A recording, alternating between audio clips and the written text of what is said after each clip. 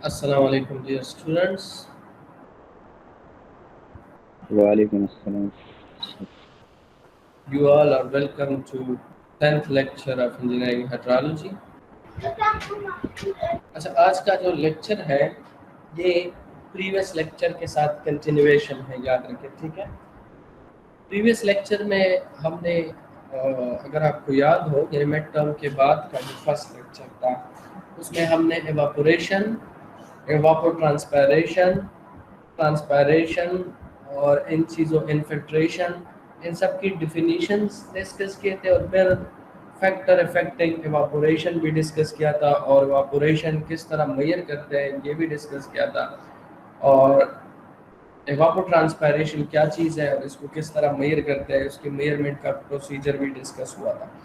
फिर लास्ट में infiltration discuss हुआ था कि इन्फिल्ट्रेशन क्या चीज़ है, किस तरह होता है, इन्फिल्ट्रेशन के कितने पार्ट्स हैं, कौन कौन सा ये जो वाटर है इन्फिल्ट्रेशन के बाद किस किस पोर्शन में जाता है, ये सारी डिस्कशन अगर आप देखेंगे लास्ट लेक्चर के लास्ट टॉपिक जो है ये, ठीक है। अच्छा, आज जो हमारा लेक्चर है ये उसी इन्फिल्ट्रेशन से रिलेटेड है लेकिन इसमें हम मेजरमेंट डिस्कस करेंगे, मेजरमेंट ऑफ इन्फिल्ट्रेशन किस तरह होगी, ठीक है। लास्ट लेक्चर में हमने मेजरमेंट ऑफ इन्फिल्ट्रेशन डिस्कस नहीं किया था, अभी मेजरमेंट ऑफ इन्फिल्ट्रेशन के बारे में ये चीज़ है, ये जो लेक्चर नंबर 10 है ये, ठीक है। आवाज़ आ रही है, क्लियर है सब कुछ? Yes sir. तो इस जो लेक्चर है इस लेक्चर में हम एक मेजरमेंट ऑफ इन्फिल्ट्रेशन डिस्कस करेंगे और फिर कुछ 2-3 न्यूमेरिकल प्रॉब्लम्स है एवापोरेशन से रिलेटेड और इन्फिल्ट्रेशन से रिलेटेड, वो भी डिस्कस करेंगे at the end of the lecture, ठीक है।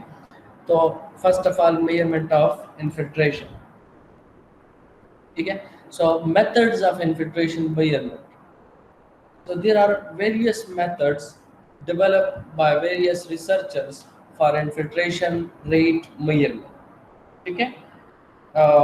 However, the most important are the very common methods are these three, ठीक है। मेथड्स बहुत ज़्यादा है लेकिन जो ज़्यादातर कॉमनली यूज़ होता है वो हम इन 3 ग्रुप्स में इन तमाम मेथड्स को हम डिस्ट्रीब्यूट कर सकते हैं, ठीक है, डिवाइड कर सकते हैं। नंबर ए इंस्ट्रूमेंटल मेथड्स, यानी जिसमें हम कोई इंस्ट्रूमेंट यूज़ करते हैं, ठीक है। Number B is hydrograph method, नाम से क्लियर है कि इसमें हाइड्रोग्राफ यूज़ होगा। हाइड्रोग्राफ इसी सब्जेक्ट का एक टॉपिक है लेकिन अभी आपने नहीं पढ़ा है, वो एंड के लेक्चर्स में आएगा, ठीक है। और फिर नंबर सी है कुछ एनालिटिकल इक्वेशंस है इन्फिल्ट्रेशन रेट और टोटल इन्फिल्ट्रेशन मेजरमेंट के लिए, वो डिस्कस करेंगे, ठीक है। क्लियर है ये? जी सर। तो इसमें से जो फर्स्ट वन है इंस्ट्रूमेंटल मेथड, सबसे पहले ये शुरू करते हैं कि इंस्ट्रूमेंटल मेथड यानी इंस्ट्रूमेंट के जरिए हम इन्फिल्ट्रेशन किस तरह मेजर कर सकते हैं, ठीक। इन्फिल्ट्रेशन सबसे पहले आपको आना चाहिए कि what does mean by infiltration और वो कौन से फैक्टर है जिससे इन्फिल्ट्रेशन कम ज़्यादा हो सकती है। अभी मैंने आपको असाइनमेंट लोड नहीं किया है लेकिन इसके बाद इस लेक्चर के बाद जो असाइनमेंट है वो इन्फिल्ट्रेशन से रिलेटेड एक असाइनमेंट होगी, आपको पोर्टल पे आ जाएगी, फिर उसको सबमिट करना है नेक्स्ट वीक तक, ठीक है।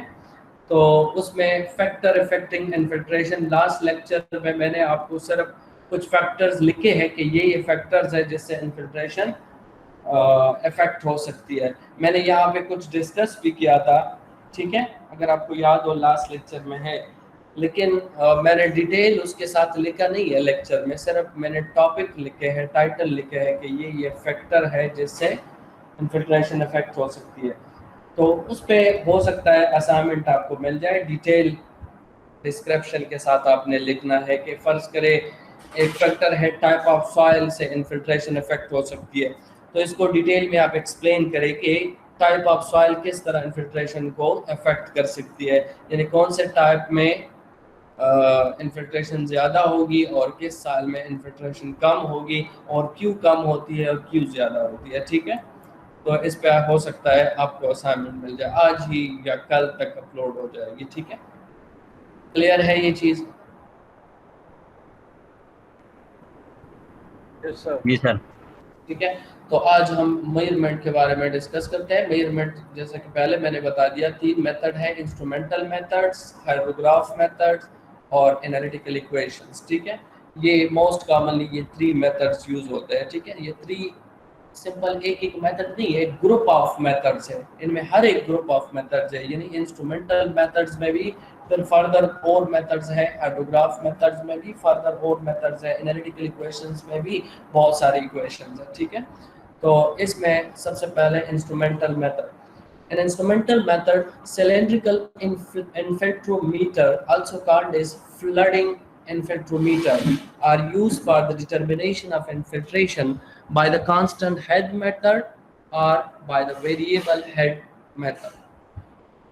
इसमें एक सिंपल इनफिल्ट्रोमीटर यूज होता है। इनफिल्ट्रोमीटर, इसको सिलिंड्रिकल इनफिल्ट्रोमीटर भी कहता है या फ्लडिंग इनफिल्ट्रोमीटर कहता है। ठीक है, इनफिल्ट्रोमीटर यानी इनफिल्ट्रेशन मेजरमेंट वाला आला। ठीक है, एक सिंपल पाइप है, सिलेंडर की तरह एक पाइप है। आप आगे एक वीडियो आ रही है, उसमें ये क्लियरली आपको नजर आ जाएगा ये इनफिल्ट्रोमीटर है किस तरह और किस तरह मेजर करते हैं। ठीक है, अच्छा, इसकी मेजरमेंट के लिए दो दो मेथड्स कॉमनली यूज होते हैं। इनफिल्ट्रोमीटर के जरिए जब हम इन्फिल्ट्रेशन मेजर करते हैं तो दो कंसेप्ट यूज होते हैं। एक कंसेप्ट है कांस्टेंट हेड का और दूसरा कंसेप्ट है वेरिएबल हेड का। ये वही कंसेप्ट है, अभी तक आपने परमिबिलिटी वाला टेस्ट किया होगा सॉइल लेबोरेटरी में, परमिबिलिटी डिटर्मिनेशन किया है आप लोगों ने?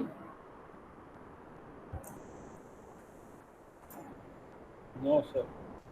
परमिबिलिटी आपने थ्योरी में पढ़ा है? परमिबिलिटी सॉइल मैकेनिक्स या जो टेक्निकल इंजीनियरिंग 1 में परमिबिलिटी क्या चीज है? सर पढ़ा है लेकिन किया नहीं है टेस्ट। अच्छा, इस पे लेबोरेटरी में टेस्ट भी है। ठीक है, जब ये परमिबिलिटी आप डिटरमाइन करते हैं लेबोरेटरी में तो इसके लिए दो मेथड्स है, एक कांस्टेंट हेड मेथड है और दूसरा वेरिएबल हेड मेथड है। ठीक है, तो ये नाम आपको वहां पे क्लियर हो जाएंगे कि कांस्टेंट हेड का क्या मतलब है। सिंपली ये है कि इसमें एक वाटर का कॉलम होता है, कॉलम मीन एक पाइप है, वर्टिकल पाइप है, इसमें वाटर फिल करते हैं। तो एक मेथड में हम वो पाइप जो है उसमें पानी कांस्टेंट रखते हैं, उसको कहते हैं कांस्टेंट हेड मेथड।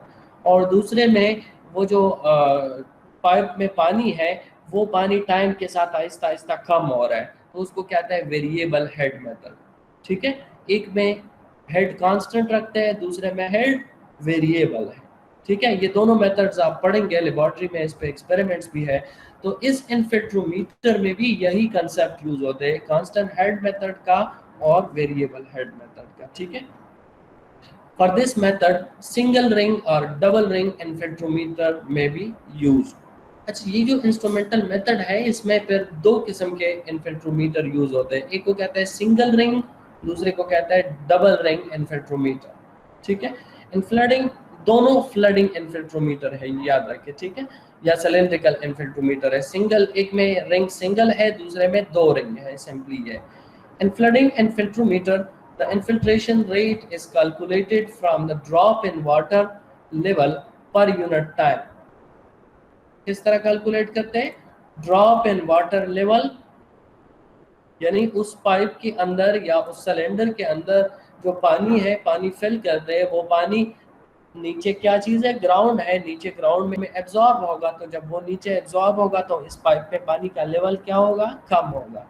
ठीक है, तो कितना कम हुआ है कितने टाइम में, समझ आ रही है? So drop in water level divided by time और the amount of water required maintaining the specified depth or head of water per unit time and the maximum rate of entry of water into the soil is measured.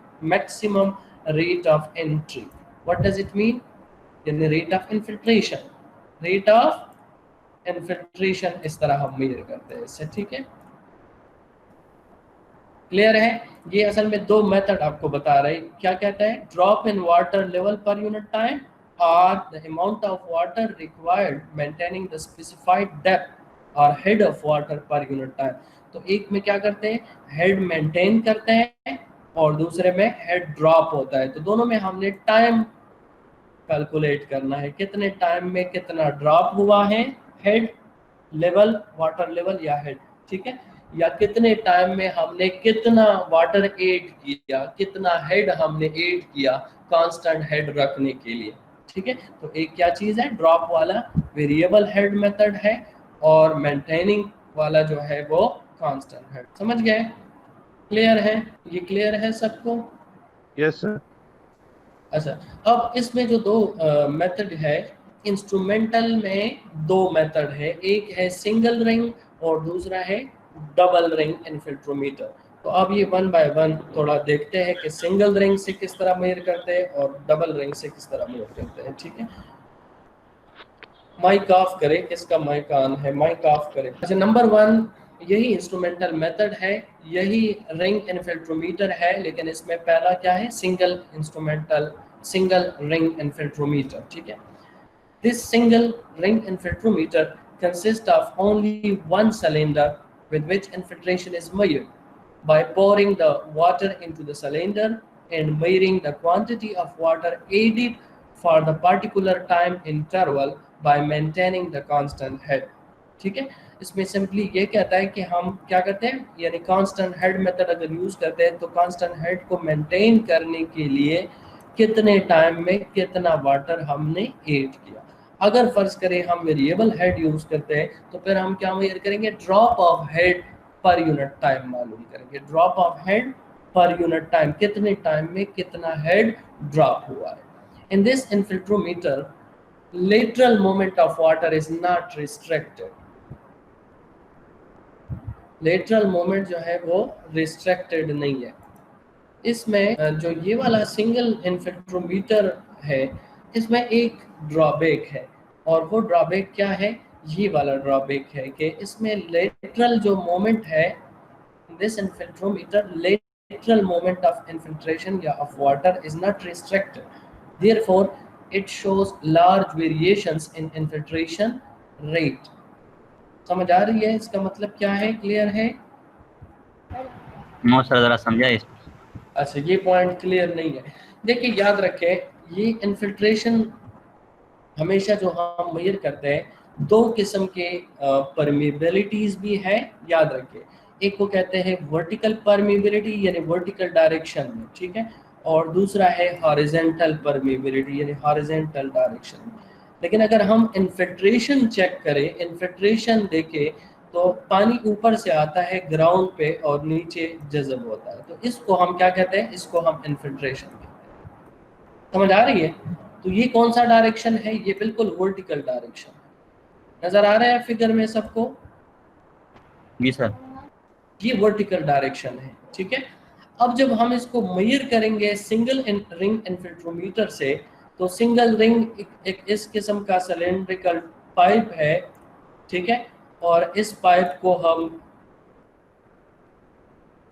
इसका कुछ part जो है ज़मीन के अंदर इसको insert करते हैं, फर्ज करें इतना हमने इंसर्ट किया, ठीक है, और इसके अंदर पानी हम फिल करते हैं कुछ लेवल तक, और ये जो लेवल है, ये अब ये पानी नीचे ग्राउंड में क्या होगा, एब्जॉर्ब होगा ना, नीचे ओपन पाइप है तो ये पानी इसमें नीचे एब्जॉर्ब होता है, ठीक है।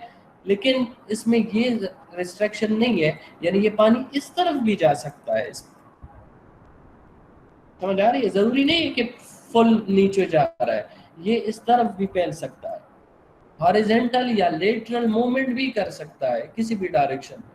समझ आ रही है? सिंगल रिंग इन्फिल्ट्रोमीटर में समझ आ रही है? ये डायग्राम आपको नजर आ रहा है? Yes sir. इसमें पानी यस सर। लेटरल मूवमेंट, एक होता है वर्टिकल मूवमेंट डाउनवर्ड और एक है लेटरल हॉरिजॉन्टल डायरेक्शन में, ठीक है। हॉरिजॉन्टल डायरेक्शन में भी ये मूवमेंट कर सकता है, लेकिन जो हॉरिजॉन्टल डायरेक्शन का मूवमेंट है इसको हम इन्फिल्ट्रेशन नहीं कहते, लेकिन हमें ऊपर से तो पता नहीं चलता कि पानी नीचे जा रहा है या हॉरिजॉन्टल मूवमेंट कर रहा है। समझ आ रही है? तो ये ड्रॉबैक है इसमें कि इसमें हॉरिजॉन्टल भी हो रहा है और इस हॉरिजॉन्टल फ्लो के लिए कोई रिस्ट्रिक्शन नहीं है ताकि हम इसको रोक सके। समझ आ रही है? तो इस वजह से इन्फिल्ट्रेशन रेट पे असर पड़ेगा, यानी हॉरिजॉन्टल मूवमेंट से अगर हम इन्फिल्ट्रेशन रेट फाइंड करेंगे वो डिफरेंट होगा, किसी और जगह पे यहाँ पे फाइंड करते हैं और इसमें हॉरिजॉन्टल मूवमेंट नहीं है, सिर्फ वर्टिकल जा रहा है, तो यहाँ पे फिर रेट डिफरेंट आएगा। तो ये इस मेथड में ये एक ड्रॉबैक है। क्लियर हो गया? जी सर। ठीक है। और इस ड्रॉबैक को खत्म करने के लिए फिर दूसरा जो डबल रिंग इन्फिल्ट्रोमीटर है वो फिर आया है। इसमें डबल रिंग में फिर ये जो ड्रॉबैक है इसको कुछ हद तक कंट्रोल करता है। ठीक है।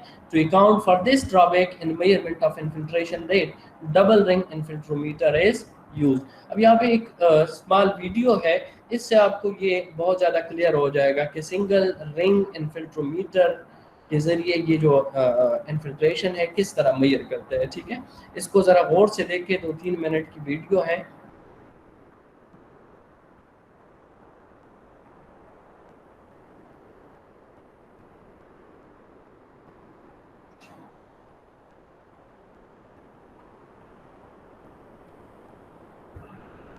अच्छा डियर स्टूडेंट्स, ये आवाज़ आपको आ रही है वीडियो की जो साउंड है? No sir. No sir. अच्छा ठीक है। तो इसमें आप सिर्फ ये वीडियो चेक करें, मैं साथ साथ बताता हूँ। ठीक है, बताता हूँ कि क्या इसमें क्या इम्पोर्टेंट पॉइंट्स हैं। तो आप सिर्फ सबसे पहले ये एक पाइप है, इसको क्या कहते हैं? इन्फिल्ट्रोमीटर कहते हैं। यहाँ गौर से देखें, इन्फिल्ट्रोमीटर ये। ठीक है।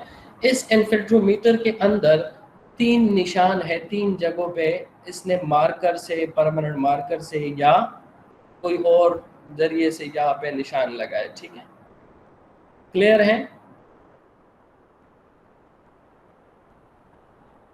Yes sir. ठीक है। फिर उसके बाद ये जो पाइप है या इन्फिल्ट्रोमीटर है, इसको ग्राउंड के अंदर कुछ हद तक इंसर्ट करते हैं। यहाँ देखिए आप,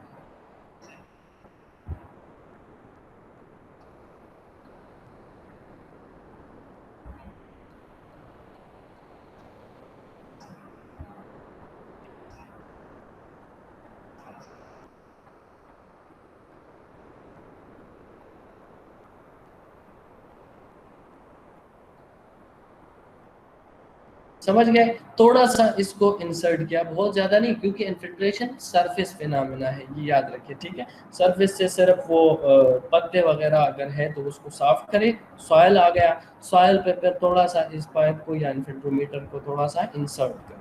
क्लियर है? यहाँ तक क्लियर है ये? Yes sir. फिर उसके बाद इसमें पानी फिल करें। देखें,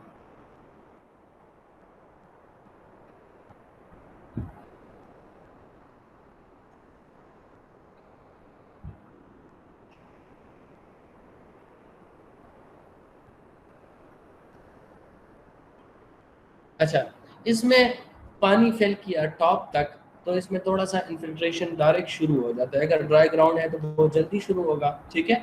तो इसका जो पहला मार्क है, जब पानी पहले मार्क तक पहुंच जाए, समझ आ रही है? जब पानी पहले मार्क तक पहुंच जाए तो फिर उसके बाद आप क्या करें? स्टॉप वॉच ऑन करें। ठीक है। हेलो, क्लियर है? Yes sir. जब फर्स्ट मार्क तक पानी पहुंच जाए तो फिर उसके बाद स्टॉप वॉच ऑन करें। फिर उसके बाद दूसरा मार्क आएगा और फिर तीसरा मार्क आएगा। समझ आ रही है? तो फिर दूसरे पे फिर आपने स्टॉप वॉच क्या करना है? स्टॉप करना है। जब दूसरे पे पहुंच जाए तो स्टॉप करें, टाइम नोट करें और फिर उसके बाद स्टॉप वॉच ऑन करें। ठीक है। या टाइम उस तरफ लिखें और फिर यानी लास्ट जो पोर्शन है उसके लिए भी आप टाइम मेजर करें। ठीक है। तो देखिए इसको,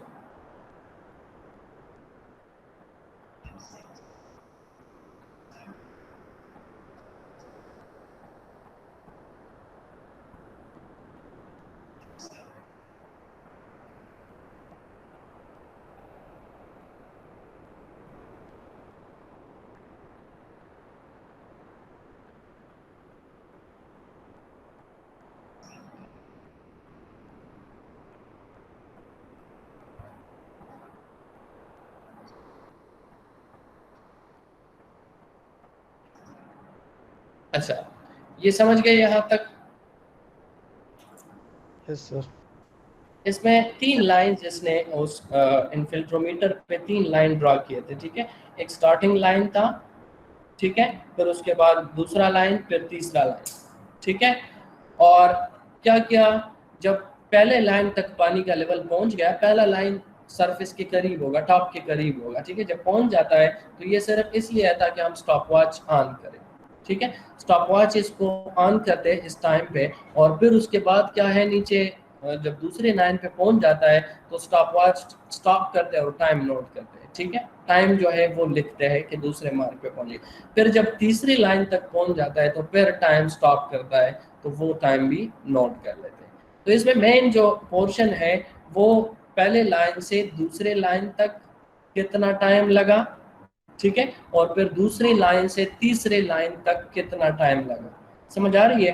तो इस एक्सपेरिमेंट में जो इसने दिखाया है, यहाँ पे कितना टाइम लगा, यहाँ पे देखिए, from line 1 to line 2 35 minutes and from line 2 to line 3 22 minutes. समझ आ रही है? अगर ये टाइम जो है 60 मिनट से बढ़ जाता है, यानी 1 घंटा हो जाता है, और आपका एक लाइन से दूसरे लाइन तक पानी नहीं पहुंचता, तो फिर ये जो टेस्ट है ये रिजेक्ट हो जाता है, ठीक है। ये फिर इस टेस्ट के जरिए हम इन्फिल्ट्रेशन इस सॉइल में मालूम नहीं कर सकते, ठीक है। क्लियर है? अब इसके साथ क्या करना है, ये जो दोनों टाइम्स है इन दोनों का एवरेज निकालना है, यानी 35 और 22 का एवरेज क्या आता है,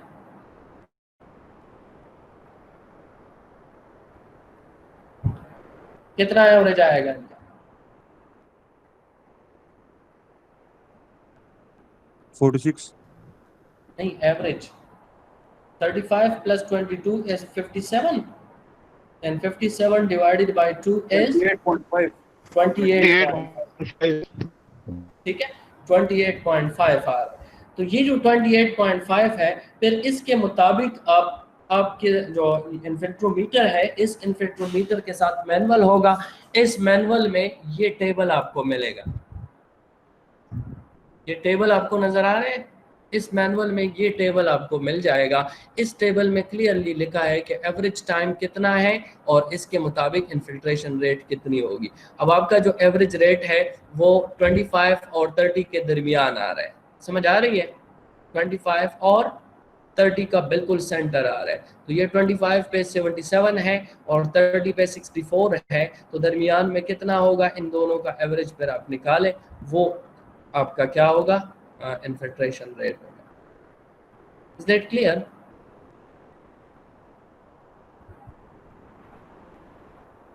Yes, sir. 70.5. 77 और 64 का एवरेज 70.5।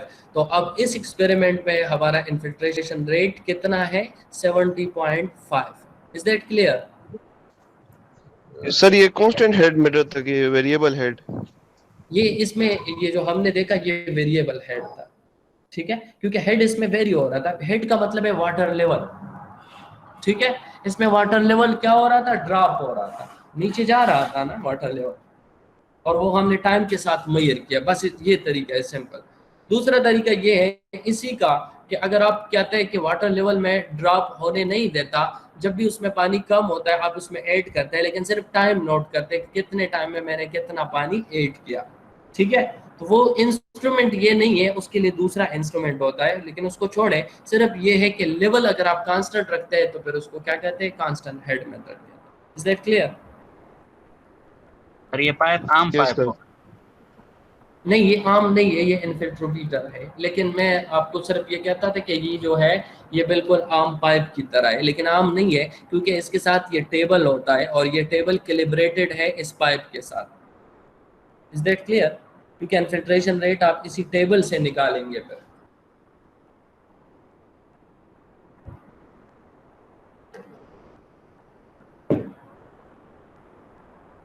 क्लियर है? आगे जाएं? ठीक है। अच्छा Yes. अच्छा, इसमें अब प्रॉब्लम सिर्फ ये है कि लेटरल मूवमेंट होता है, ठीक है। बाकी इससे इन्फिल्ट्रेशन रेट मालूम कर सकते हैं, लेकिन इसमें वेरिएशन क्यों ज़्यादा होती है, क्योंकि इसमें लेटरल मूवमेंट होता है। तो इस लेटरल मूवमेंट वाले प्रॉब्लम को सॉल्व करने के लिए डबल रिंग इन्फिल्ट्रोमीटर आ गया, ठीक है। जिस तरह नाम से क्लियर है, इसमें जो प्रीवियस था इसमें एक रिंग था, एक पाइप था, अब इसमें 2 रिंग होंगे और कंसेंट्रिक होगी, ठीक है। कंसेंट्रिक मीन के अंदर एक होगा, बाहर उसका दूसरा होगा, ठीक है। During measurement of infiltration, observations are taken with respect to inner cylinder. ये याद रखिए, जो ऑब्जर्वेशन हम लेंगे यानी जिस तरह हमने रीडिंग ली है अभी, तो डबल में ये रीडिंग किस से लेंगे? इनर वाले से, बाहर वाले से नहीं। And water is filled in the outer cylinder to the same height is that of water in inner cylinder to avoid lateral movement of water. ठीक है, the double ring infiltrometer system provides the most accurate results while taking care of lateral flow। Double का थोड़ा concept यहाँ पे देखें, बाकी आपको video में बहुत ज़्यादा क्लियरली समझ आ जाएगा, लेकिन फर्स्ट रिंग इसका ये है, यहाँ देखें ये फर्स्ट रिंग है लेट सपोज, और इसके दरमियान में ये सेकंड रिंग है। समझ आ रही है? ये मैं टॉप व्यू से देख रहा हूँ, इसको ग्राउंड के अंदर इंसर्ट किया। एक्चुअल जो मेरी मेजरमेंट है वो यहाँ पे होगी, यहाँ पे हम मेजरमेंट करेंगे यानी इंटरनल रिंग में। ठीक है, इनर रिंग। आउटर रिंग में हम पानी फिल करते हैं, तो आउटर रिंग में जब पानी फिल करते हैं तो आउटर रिंग वाला पानी भी नीचे क्या होगा? मोमेंट करेगा। समझ आ रही है? इन्फिल्ट्रेशन होगी नीचे ना, तो ये भी नीचे इन्फिल्ट्रेशन करेगा, लेकिन इसकी जो बाउंड्री है आउटर रिंग की बाउंड्री इनर रिंग से फिर टच होती है। ठीक है, तो इनर रिंग का पानी जो है वो इधर नहीं जा सकता, लेटरल मूवमेंट नहीं कर सकता। वो क्या करेगा? वो मजबूर है कि वो वर्टिकली मूवमेंट करे, क्योंकि ये जो साइड वाला एरिया है जो लेटरल मूवमेंट कर रहा था प्रीवियस केस में, वो ऑलरेडी दूसरे रिंग ने कवर किया है, उसमें पानी ऑलरेडी आ गया है। पानी याद रखे हमेशा ड्राई एरिया की तरफ कोशिश करेगा, ड्राई एरिया में ज़्यादा इन्फिल्ट्रेशन होती है, और अगर ऑलरेडी सैचुरेटेड है तो उस तरफ पानी फिर नहीं जाएगा। Is that clear? Yes, sir. ठीक है, अभी और क्लियर हो जाएगा, इसमें वीडियो आप देखेंगे तो और ज़्यादा आपको ये क्लियर हो जाएगी। देखिए यहाँ पे एक वीडियो है,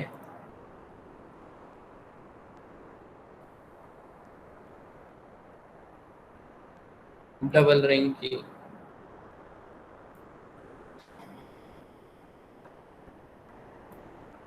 वीडियो नजर आ रही है सबको?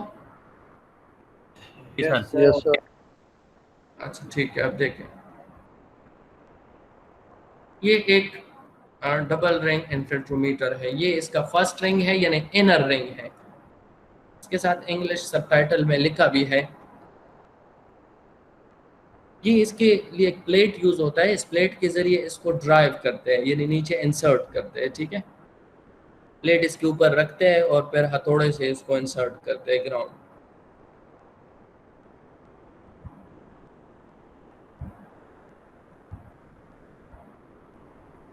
सबसे पहले इनर रिंग इंसर्ट करें। ये कहता है कि 5 सेंटीमीटर तक इसको इंसर्ट करें। 5 सेंटीमीटर मीन के तकरीबन 2 इंच आप इसको इंसर्ट करें।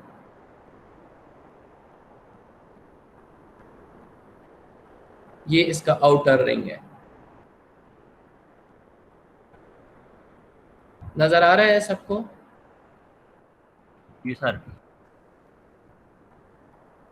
आउटर रिंग के ऊपर अब प्लेट रखे तो इनर जो है वो नीचे है ऑलरेडी, तो आउटर के ऊपर रखेंगे तो ये सिर्फ आउटर के ऊपर आएगा। अब हथौड़े से इसको मारेंगे तो सिर्फ आउटर जो है नीचे इंसर्ट हो जाएगा।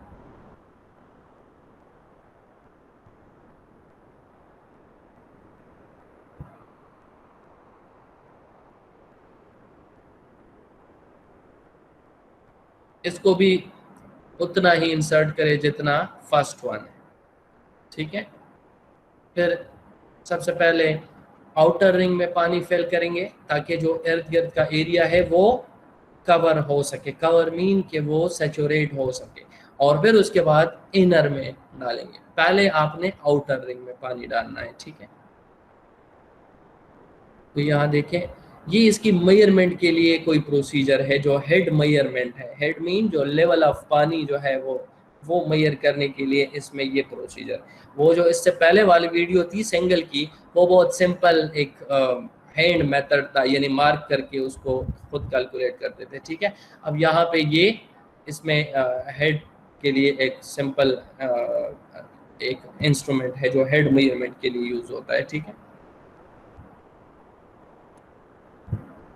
इसका मकसद सिर्फ वही लेवल ऑफ वाटर मालूम करना है कि कितने टाइम में कितना लेवल ड्रॉप हो रहा है। ठीक है, अच्छा पानी जब इसमें डालते हैं तो इसमें नीचे एक स्पॉन्ज या कपड़ा या कुछ और सैंड या ग्रेवल वगैरह यहाँ पे इस जगह में डालें, ताकि पानी का जो दार है उसकी वजह से नीचे ग्राउंड खराब ना हो। ठीक है, तो यहाँ देखें फर्स्ट रिंग में पानी डालना है।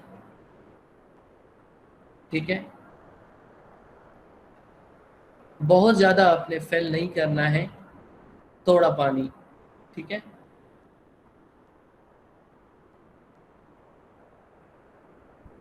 अब दूसरे रिंग में डालते हैं, पहले आउटर रिंग में और फिर उसके बाद इनर रिंग में।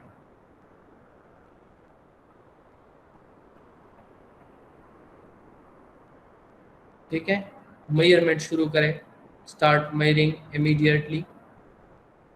मेजरमेंट इनर रीडिंग, इनर जो सिलेंडर है उसके लिए मेजरमेंट हो रही है, क्योंकि मेजरमेंट का वो आला कहाँ पे है, इनर पे है। ठीक है, तो सिंपल लेवल ड्रॉप हो रहा है, वो आपने टाइम के साथ मेजर करना है कि कितने टाइम में कितना ड्रॉप हो रहा है, वो यहाँ पे आपको इस ट्यूब में नजर आ रहा है। ठीक है,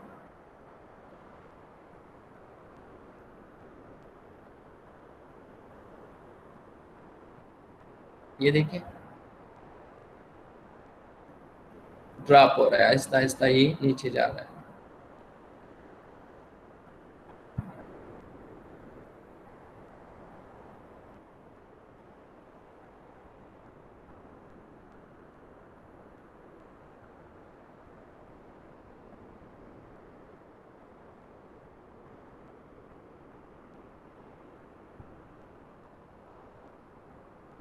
एक दफ़ा रीडिंग हो गई, दोबारा आप फिल करें, दोबारा रीडिंग ले सकते हैं, ताकि अगर फर्स्ट वन में कोई एरर है तो उसको ख़त्म करने के लिए दोबारा कर सकते हैं। ठीक है,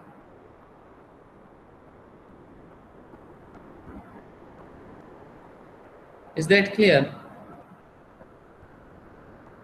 सर इसके लिए स्टॉप वॉच कब ऑन करेंगे? जब इसमें पानी फिल करते हैं, इनर रिंग में जब भी आप पानी फिल करते हैं तो स्टॉप वॉच ऑन करें, आउटर में नहीं, इनर। ठीक है, क्लियर है?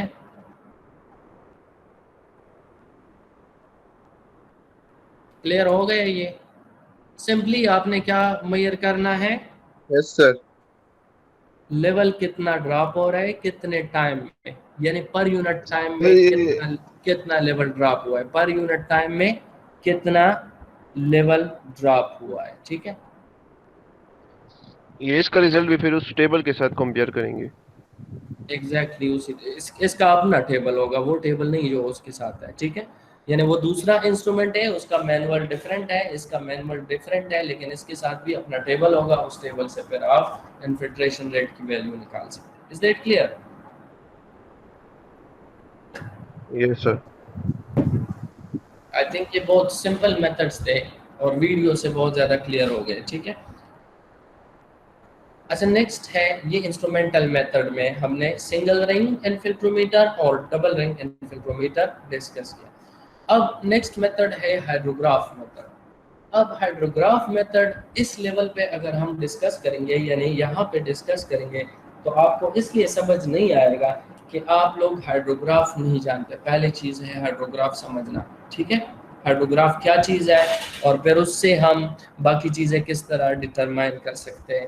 तो ये जो हाइड्रोग्राफ का लेक्चर है ये इसी सब्जेक्ट में, इसी मेट के बाद के कोर्स में है, लेकिन इस लेक्चर में नहीं है। ठीक है, तो इस वजह से इसमें इस मेथड में अभी आगे ज़्यादा डिटेल में जाने की ज़रूरत नहीं है। सबसे पहले आपने सिर्फ ये देखना है कि in the hydrograph method the infiltration rate is determined from the record of the rainfall and run of from the catchment area. यानी दो चीज़ें हैं, रेनफॉल कितना है और रन ऑफ कितना है। Is that clear? समझ आ रही है? रन ऑफ जानते हैं?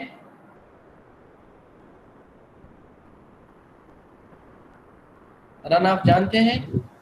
Yes Yes, sir. sir.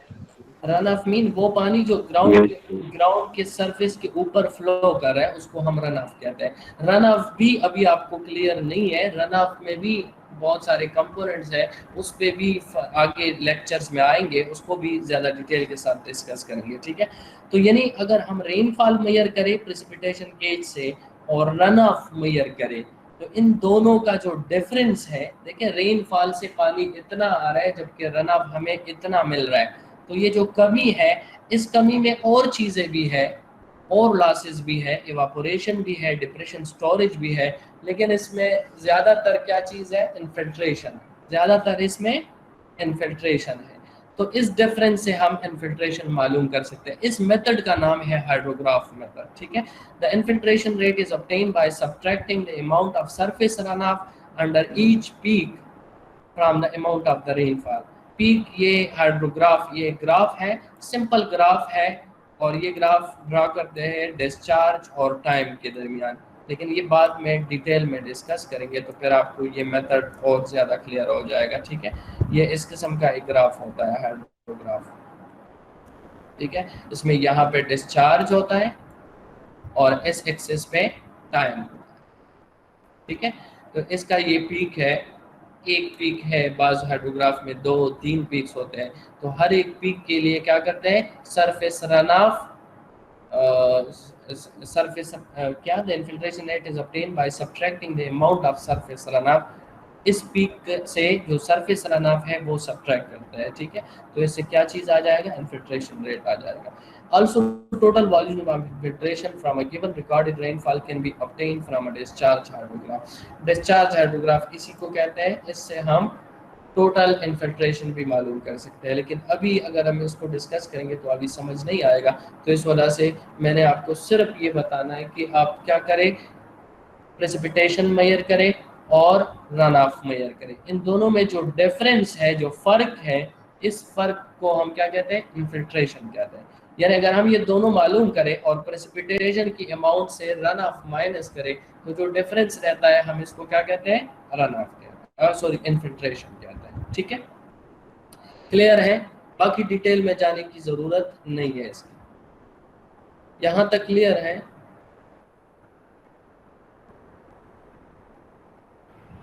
Sir इसकी एक्यूरेसी ज़्यादा है कि फर्स्ट मेथड की? क्या चीज़ ज़्यादा है? एक्यूरेसी। एक्यूरेसी फर्स्ट मेथड की ज़्यादा है, इसकी कम है, क्योंकि इसमें जो है और लॉसेस भी शामिल हैं, लेकिन हम इसमें ये एजम्पशन करते हैं कि बस बाकी लॉसेस नहीं है, यानी एवापोरेशन और डिप्रेशन स्टोरेज हम इग्नोर करते हैं, और जो कमी है वो सिर्फ और सिर्फ इन्फिल्ट्रेशन की वजह से है। Is that clear? ये एजम्पशन है इसमें, तो इस वजह से ये मेथड ज़्यादा एक्यूरेट नहीं है। इंस्ट्रूमेंटल मेथड ऑलवेज वो जो है वो मोर एक्यूरेट होता है, ठीक है। क्लियर है? Okay sir, yes sir. अच्छा, नेक्स्ट मेथड जो है सी, वो एनालिटिकल इक्वेशंस के बारे में, ठीक है। तो various researchers proposed equations to calculate rate of infiltration for a given soil. अब एनालिटिकल इक्वेशंस भी बहुत सारे हैं, बहुत सारे रिसर्चर्स ने दिए हैं, यहाँ पे सिर्फ 5 दिए हैं। इसको अगर आप सर्च करेंगे तो हो सकता है आपको 10-12 मिल जाए, ठीक है। ग्रीन एंड एम्प्ट 1911 का है, कोस्टिकॉफ इक्वेशन है, मॉडिफाइड कोस्टिकॉफ है, हॉर्टन इक्वेशन है, फिलिप इक्वेशन है, ठीक है। ये बहुत सारे इक्वेशंस है, इनमें से मैं सिर्फ आपके लिए एक ये जो इक्वेशन है हॉर्टन इक्वेशन, सिर्फ ये वाला मैं डिस्कस करता हूँ कि हॉर्टन इक्वेशन किस तरह है और इसके ज़रिए आप किस तरह इन्फिल्ट्रेशन रेट या टोटल इन्फिल्ट्रेशन मालूम कर सकते हैं, ठीक है। क्लियर है? जी सर। अब ये एक किस्म से थ्योरेटिकल मेथड है, एनालिटिकल इक्वेशंस है, तो इसका मतलब है ये थ्योरेटिकल मेथड है, ठीक है। तो इसमें भी याद रखें, हर इक्वेशन में हमेशा एजम्पशन होती है, ठीक है। इक्वेशन जब डिराइव करते हैं तो उस वक्त कुछ एजम्पशन करते हैं, ठीक है, कि हम, क्योंकि नेचुरल प्रोसेसेस है, नेचुरल फिनोमेनास है, नेचुरल फिनोमेनास बहुत ज़्यादा कम्प्लेक्स होता है, इसमें बहुत सारे फैक्टर्स होते हैं, ठीक है। तो हम बैक वक्त बहुत सारे फैक्टर नहीं देख सकते, तो इस वजह से हम क्या करते हैं, जो माइनर फैक्टर है उसको इग्नोर करते हैं, उनको कांस्टेंट रखते हैं और उनकी जगह पे हमें कांस्टेंट डालते हैं। इक्वेशन में आपने देखा होगा कांस्टेंट ऑफ प्रोपोर्शनलिटी, तो वो कांस्टेंट ऑफ प्रोपोर्शनलिटी के क्यों आता है? क्योंकि जो माइनर फैक्टर है या बहुत सारे फैक्टर हम अकाउंट में नहीं ले सकते, तो इस वजह से कुछ फैक्टर हम इग्नोर करते हैं, तो उनकी जगह पे फिर कांस्टेंट ऑफ प्रोपोर्शनलिटी आ जाता है, ठीक है। तो यानी कहने का मतलब ये है कि इक्वेशन भी एग्जैक्ट नहीं होता है, ये भी अप्रॉक्सीमेट वैल्यू देती है, ठीक है। So one of these equation which is most commonly used is Hortons equation, ठीक है। हॉर्टन 1940, हॉटन इक्वेशन किस तरह है और इससे हम किस तरह मालूम करेंगे टोटल इन्फिल्ट्रेशन और इन्फिल्ट्रेशन रेट। ये बेसिक हॉटन इक्वेशन है। F is equal to FC plus bracket F0 minus FC into E raise to the power minus KT। ठीक है, E क्या चीज है? E जानते हैं?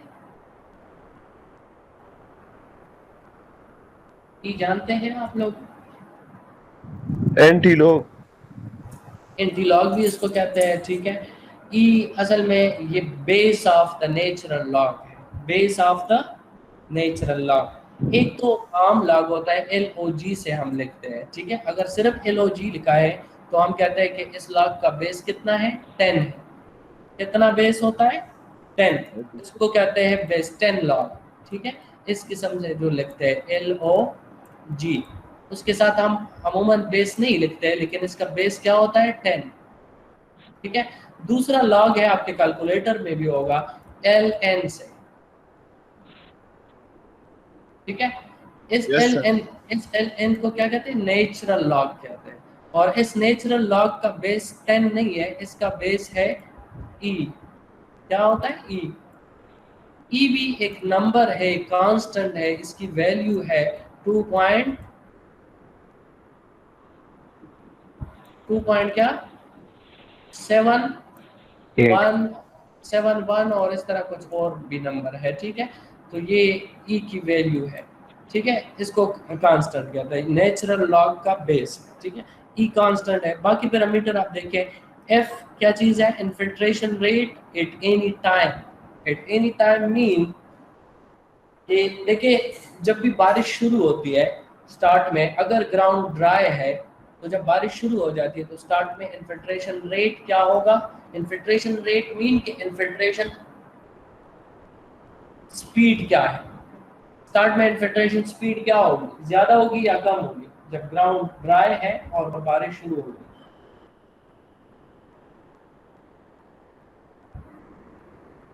आपसे कह रहा हूँ ना, क्या होगी इन्फिल्ट्रेशन रेट? ग्राउंड ड्राई है, ज्यादा होगी। स्टार्ट में इन्फिल्ट्रेशन रेट ज्यादा होगी। जब ग्राउंड में नीचे पानी आ जाता है तो फिर इन्फिल्ट्रेशन रेट आहिस्ता आहिस्ता कम हो रही है, कम हो रही है।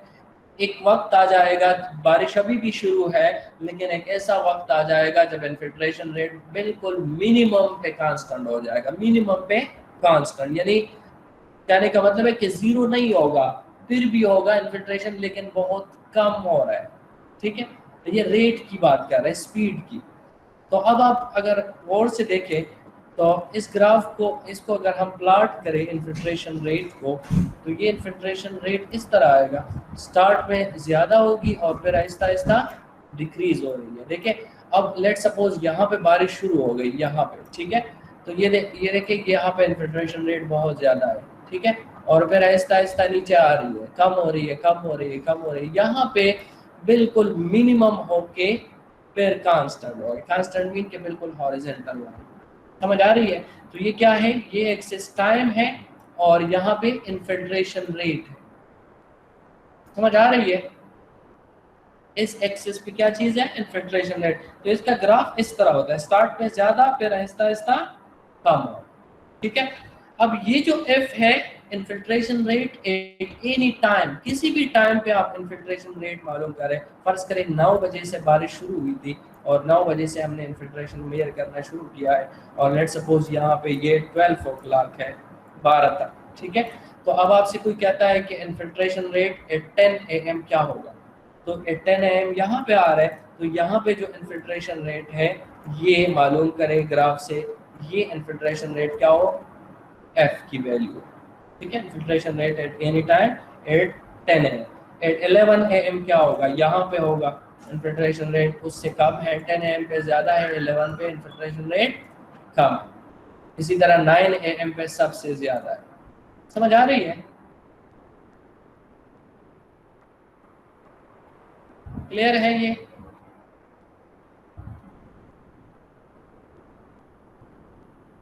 क्लियर है? Yes sir. जी अच्छा, सर। अब जो सर।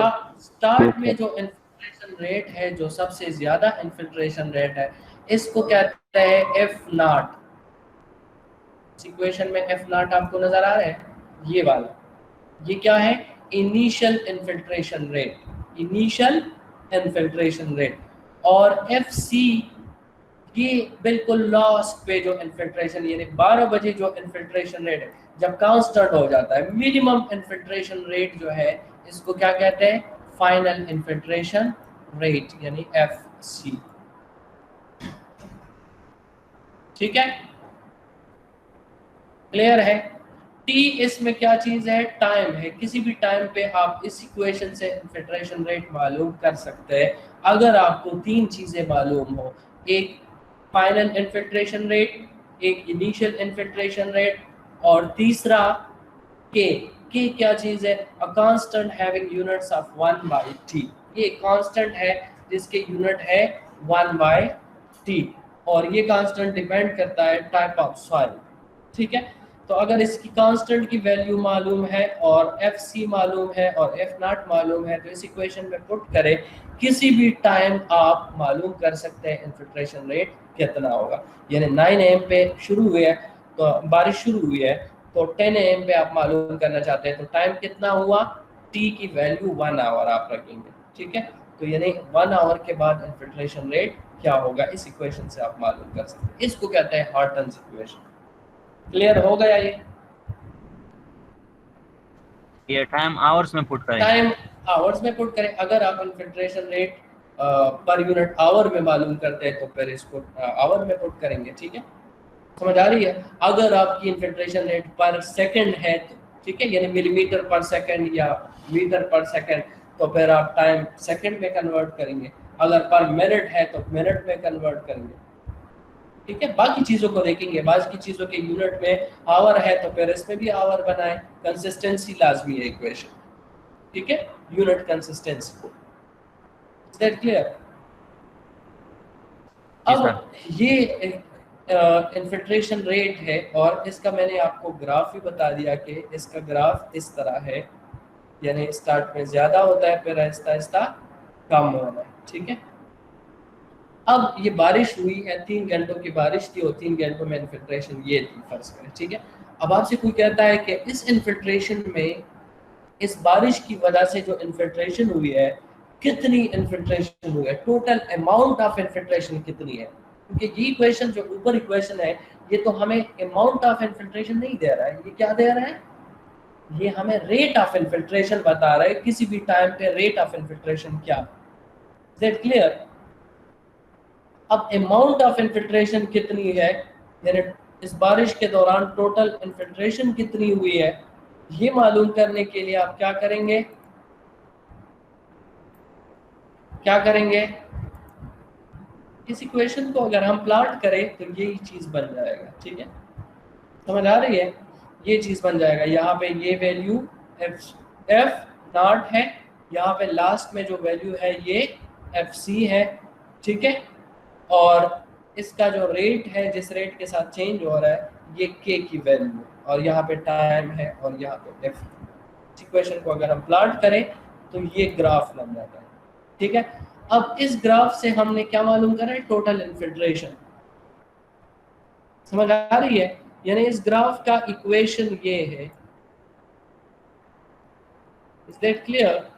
अब आपने एफएससी में पढ़ा है कि अगर किसी ग्राफ से हमने टोटल वैल्यू मालूम करनी है तो क्या करेंगे? उस ग्राफ के नीचे जितना एरिया आ रहा है, ये एरिया मालूम करेंगे। ये एफएससी मैथमेटिक्स में है, ये एरिया मालूम करेंगे। ये एरिया आप मालूम करें तो ये क्या चीज होगा? ये टोटल इन्फिल्ट्रेशन आ जाएगा। अब ये एरिया हम किस तरह मालूम कर सकते हैं? किसी ग्राफ के नीचे का एरिया किस तरह मालूम कर सकते हैं? इंटीग्रेशन उस इक्वेशन का लेंगे। क्या करेंगे? उस इक्वेशन का इंटीग्रेशन लेंगे। तो इस इक्वेशन का यहाँ पे भी इंटीग्रेशन लेंगे और इस साइड पे भी इंटीग्रेशन लेंगे। जब आप इस इक्वेशन का इंटीग्रेशन ले लेंगे तो इससे क्या बन जाएगा? ये बन जाएगा। यहाँ पे देखिए ये इक्वेशन, समझ आ रही है? तो अब ये जो इक्वेशन है, ये इक्वेशन, इसमें हमने क्या लिखा है? स्मॉल एफ की जगह पे कैपिटल एफ यहाँ पे लिखा है। तो ये कैपिटल एफ अब क्या चीज है, ये टोटल इन्फिल्ट्रेशन है, ठीक है। अब F nought initial infiltration rate, F C final infiltration rate, k वही कांस्टेंट है, एफ सी वही फाइनल इन्फिल्ट्रेशन रेट है, टी अब यहाँ पे टोटल टाइम पुट करें, यानी 9 o'clock से शुरू हुआ 12 तक, तो कितना टाइम है टोटल, कितना टाइम है, 3 घंटे। 3 घंटे है। तो ये अब इसमें टी की वैल्यू 3 आवर है, समझ गए। तो यहाँ पे फिर 3 आवर, अगर आपसे कोई कहता है कि नहीं बारिश तो टोटल 3 घंटों की है, लेकिन पहले 2 घंटे की बारिश से कितना पानी इन्फिल्ट्रेट हुआ है, तो फिर यहाँ पे 2 आवर पुट करें, बाकी चीजें सेम है, सिर्फ टी की वैल्यू यहाँ पे 2 आवर पुट करें, तो आपको ये भी मालूम हो जाए पहले 2 घंटों में इतना इन्फिल्ट्रेशन हुआ है और लास्ट आवर में बाकी इन्फिल्ट्रेशन। Is that clear? जी सर। तो this was all about this Horton's equations, ठीक है। इसका ये यही फिगर है जो मैंने आपको पहले डिस्कस किया। Figure shows typical plot of Horton's equation, the area under the curve gives total amount of infiltration। ये एरिया जो कर्व के नीचे आ रहा है ये टोटल इन्फिल्ट्रेशन दे रहा है, ठीक है। और ये एरिया हम इंटीग्रेशन से मालूम कर सकते हैं। अगर इस लाइन का जो इक्वेशन है, इस ग्राफ का जो इक्वेशन है उसका इंटीग्रेशन लेंगे तो ये इससे ये एरिया आ जाएगा, ठीक है। Uses of Horton's equation requires 3 parameter. क्या क्या चीजें आपको रिक्वायर्ड होगी, इनिशियल इन्फिल्ट्रेशन रेट यानी एफ नॉट, ठीक है, फाइनल इन्फिल्ट्रेशन रेट यानी F C, and value of constant यानी के की वैल्यू। Is that clear? जी सर।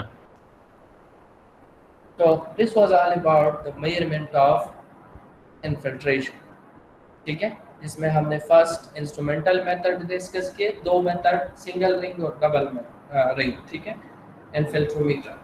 और फिर हमने हाइड्रोग्राफ मेथड ज़्यादा डिटेल से डिस्कस नहीं किया, थोड़ा सा आपको समझाया कि हाइड्रोग्राफ क्या चीज़ है, और फिर उसमें रन ऑफ और प्रेसिपिटेशन के डिफरेंस से हम क्या मालूम कर सकते हैं, इन्फिल्ट्रेशन मालूम कर सकते हैं, ठीक है। और फिर तीसरा मेथड एनालिटिकल इक्वेशंस का है, तो मैंने आपको 4-5 इक्वेशंस के नाम सिर्फ बता दिए, बाकी एक इक्वेशन हार्टन्स इक्वेशन मैंने डिटेल के साथ डिस्कस किया, ठीक है। क्लियर है ये सारी चीज़ें? जी सर। ठीक है। नेक्स्ट सर ये वैल्यू ऑफ कांस्टेंट क्या चीज है? क्या चीज है? Value of constant. कांस्टेंट इस इक्वेशन में आपने के देखा, के आपको नजर आ रहे हैं इसमें, इक्वेशन में आपको के नजर आ रहा है, ये कांस्टेंट है, ठीक है। बस यही कांस्टेंट है, इसकी वैल्यू की बात कर रहे हैं, ठीक है। अच्छा, अब कुछ न्यूमेरिकल प्रॉब्लम्स हैं वो थोड़ा डिस्कस करते हैं। तो ये पहला जो प्रॉब्लम है ये इसी हार्टन्स इक्वेशन से रिलेटेड है, ठीक है। इसका स्टेटमेंट, माइक ऑफ करें प्लीज, माइक ऑफ करें और गौर से सुने। इसका स्टेटमेंट जरा देखें, एन इन्फिल्ट्रेशन कैपेसिटी कर्व, ये जो कर्व अभी आपको दिखाया इसको इन्फिल्ट्रेशन कैपेसिटी कर्व भी कहते हैं, ठीक है। Prepared for a catchment indicated an initial infiltration rate, an initial infiltration capacity या initial infiltration rate is how much, 3.1 centimeter per hour, ठीक है, and attains a constant value of 0.8 centimeter per hour after how much time, after 8 hours of rainfall, with the Horton's constant K is equal to 5 per day, 5 per day. Determine the total infiltration loss। बहुत ज़्यादा simple question है, लेकिन मेरा मकसद सिर्फ आपको idea देना है। इसी तरह के क्वेश्चन में फिर बहुत सारी वेरिएशन हो सकती है, ठीक है। कि इस किस्म का क्वेश्चन है, यहाँ देखें, एक इन्फिल्ट्रेशन कैपेसिटी कर्व के बारे में बता रहा है या इन्फिल्ट्रेशन रेट कर्व के बारे में बता रहा है कि ये इस किस्म का एक कर्व है, ठीक है। और इसमें जो स्टार्टिंग इन्फिल्ट्रेशन है वो क्या है, वो 3.1 है, और फिर आहिस्ता आहिस्ता डिक्रीज हो रहा है, यहाँ पे कांस्टेंट हो जाता है किस वैल्यू पे, 0.8। तो यहाँ पे जो कांस्टेंट वैल्यू है, जहाँ पे ग्राफ कांस्टेंट हुआ वो वैल्यू आपको गिवन है 0.8 सेंटीमीटर पर आवर। यहाँ पे ये वैल्यू आपको गिवन है 3.1 सेंटीमीटर पर आवर, ठीक है। और टाइम आपको गिवन है यहाँ से लेके यहाँ तक, ये जो टाइम है टोटल कितना है, 8 आवर, ठीक है। और इस कर्व का जो कांस्टेंट है वो आपको गिवन है, वो कितना है, 5 पर डे, 5 पर डे। समझ आ रही है, डे के साथ इनवर्स 1 है तो इसका मतलब है 5 पर डे, ठीक है। आपसे कहता है कि आप इन 8 घंटों में टोटल इन्फिल्ट्रेशन कितनी हुई वो मालूम करें, ठीक है। तो बहुत सिंपल है, सबसे पहले डेटा लिखेंगे, तो डेटा लिखें, डेटा क्या लिखा है, एफ नॉट यानी initial infiltration rate is how much, 3.1 centimetre per hour, F C final infiltration rate is 0.8 centimetre per hour, ठीक है। के यहाँ पे गिवन है 5 पर डे और टाइम भी गिवन है 8 आवर। Is that clear? तो इसमें सिर्फ एक चीज है वो पर डे है, बाकी सारी चीजें अगर आप टाइम का यूनिट देखें तो क्या है, आवर। समझ आ रही है? तो इस के का यूनिट चेंज किया है आवर में। क्या करेंगे, 5 ऊपर है, बटा के नीचे डे लिखा है, डे का मतलब है कि 1 डे। समझ आ रही है?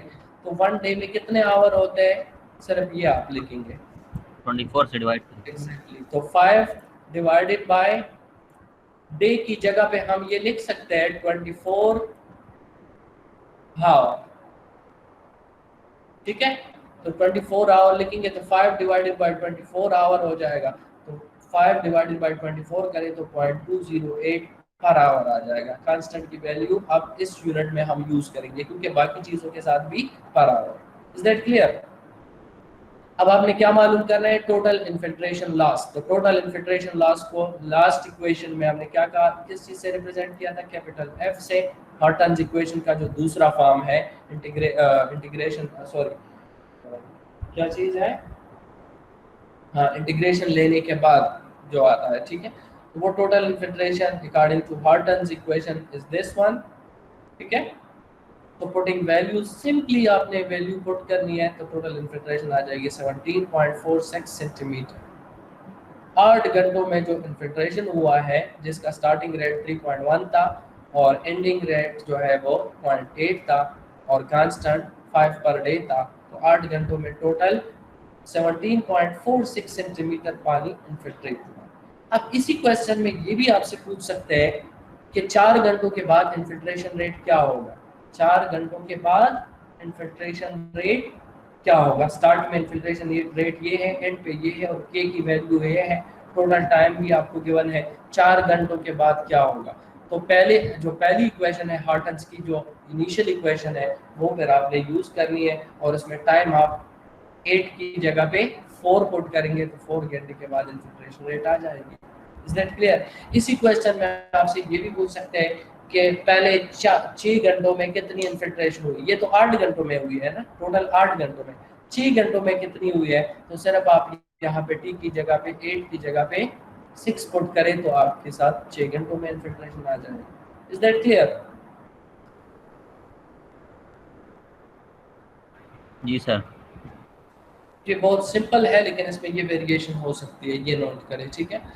अच्छा, अब इवापोरेशन से रिलेटेड कुछ न्यूमेरिकल प्रॉब्लम्स हैं, लेकिन उससे पहले ये एक चीज इवापोरेशन के लेक्चर में डिस्कस नहीं हुआ था, पेन कोफिशिएंट। तो इसको थोड़ा डिस्कस करते हैं, ठीक है।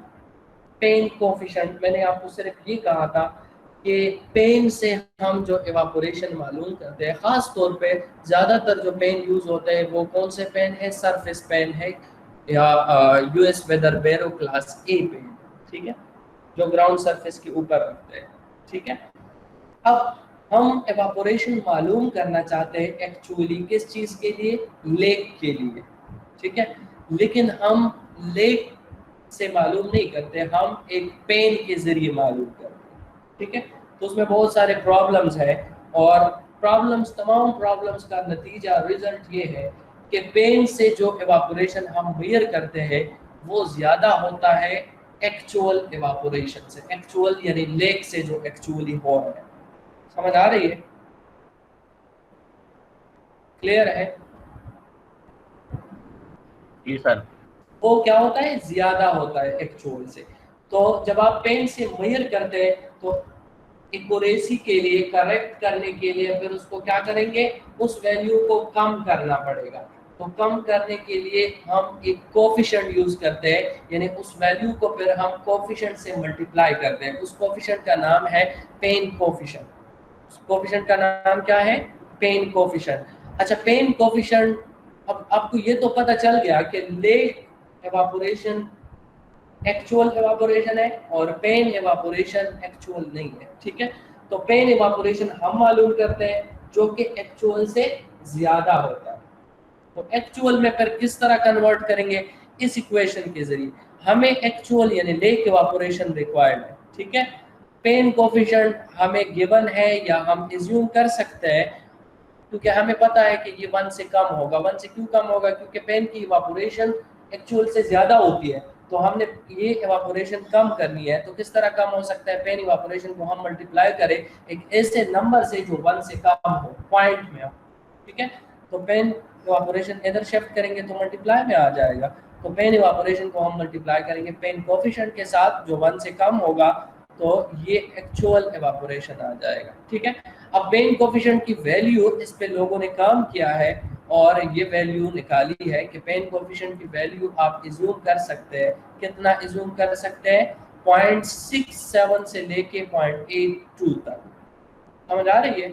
0.67 से लेके 0.82 तक आप ये वैल्यू इज्यूम कर सकते हैं, और ज्यादातर लोग इसकी एवरेज वैल्यू यूज करते हैं, यानी 0.7। क्लियर? ये बात समझ गए, ये पॉइंट समझ गए? Yes sir.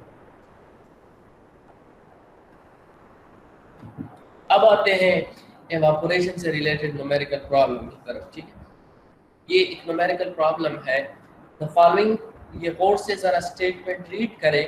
यहाँ पे बहुत शॉर्टली इसको सोल्व किया है, आप इस तरह सोल्व नहीं करेंगे, आप बहुत डिटेल के साथ इसको सोल्व करेंगे, ठीक है। लेकिन इसको जरा गौर से रीड करें। The following are the monthly pain evaporation data January to December. ये इंडिया में कोई जगह का नाम है, कृष्णा राज्य सागारा है कि क्या चीज़ है, in a certain year in centimetre, ठीक है। सिंपली ये है कि ये मंथली पेन एवापोरेशन डेटा है, मंथली पेन एवापोरेशन डेटा है। और कितना डेटा है, 1 साल का डेटा है। यानी पहली जो वैल्यू है, ये पूरे जनवरी में इतनी एवापोरेशन हुई है, किस चीज़ से, पेन से, ठीक है। फरवरी में फिर ये एवापोरेशन 14.3, इसी तरह मार्च में एवापोरेशन 17.8, अप्रैल में 25, ठीक है। और किस यूनिट में है ये, सेंटीमीटर में, 25 सेंटीमीटर। इसी तरह मई में 28.6, जून में 21.4, और इसी तरह दिसंबर तक ये 12 वैल्यूज है। लास्ट जो एवापोरेशन है दिसंबर पे वो कितनी है, 16.7 सेंटीमीटर। ये पेन एवापोरेशन है, ठीक है। पेन एवापोरेशन जो इन्होंने अपने स्टेशन में मेजर किया है। ये स्टेशन कहाँ पे है, जिस तरह हमारे स्टेशन एबटाबाद में है, पेशावर में है, मेजर सिटीज़ में, बलू में है, ठीक है, पाकिस्तान मेट्रोलॉजिकल डिपार्टमेंट के स्टेशन, इनका ये स्टेशन है, इस स्टेशन पे ये मेजरमेंट आई है, ठीक है। अब जरा और से पढ़े। The water spread area in a lake near by in the beginning of January in that year was 2.8 square kilometer, and at the end of December it was measured as 2.55 square kilometer. Calculate the loss of water due to evaporation in that year. Assume a pain coefficient of 0.7. समझ आ रही है? Clear है? ये क्या करना है, loss of water मालूम करना है। लॉस ऑफ वाटर यहाँ और से रीड करें। लेकिन ये लॉस ऑफ वाटर किस चीज से हुआ है, लेक से, ठीक है। और ये जो लेक है ये इस स्टेशन के करीबी इलाके में, ठीक है। इस लेक से इस पूरे साल में कितना पानी एवापोरेशन के जरिए ऊपर गया है, लॉस हुआ है, ठीक है। समझ आ रही है? ये मालूम करना है। अब लेक नेचुरल स्ट्रक्चर है, याद रखें। और लेक का अमूमन जो स्ट्रक्चर होता है, क्रॉस सेक्शन अगर हम लेक का ड्रॉ करें तो इस किस्म का क्रॉस सेक्शन होता है। समझ आ रही है?